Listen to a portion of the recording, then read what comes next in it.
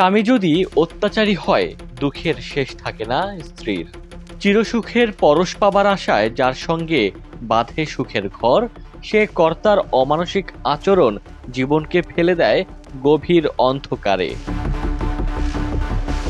সংসার জীবনে সুখী হতে পারেনি কবিতা এবং গুঞ্জা নামে এ দুই নারী। দুজনেরই স্বামী অত্যাচারী এবং মাদকাসক্ত।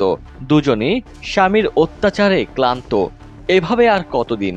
হতাশা আর দুশ্চিন্তার মাঝেই হঠাৎ আজব এক সিদ্ধান্ত নেন তারা।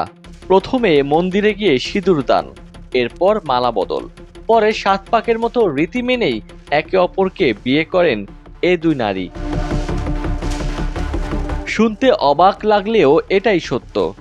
ভারতের উত্তরপ্রদেশের গোরখপুরের বাসিন্দা কবিতা এবং গুঞ্জার ৬ বছরের বন্ধুত্বের ইতি ঘটালো বিয়ের পর। দুজনের পরিচয়ের শুরুটা ইনস্টাগ্রাম দিয়ে। দুঃখের কথা একে অপরের সঙ্গে ভাগাভাগি করতে গিয়ে জানতে পারেন দুজনের দুর্দশা অনেকটা একই। স্বামী দিয়ে সুখী নন কেউই, তাই বন্ধুত্বের এক পর্যায়ে প্রণয়, এরপর এ দুই নারীর পরিণয়। এ নব নারী দম্পতির একজন জানিয়েছেন, প্রতিদিন রাতে মদ খেয়ে বাড়ি ফিরতেন তার স্বামী, এরপর করতেন মারধর। সংসার জীবনে অতিষ্ঠ হয়ে একই লিঙ্গের মানুষকে বিয়ে করলেন তারা।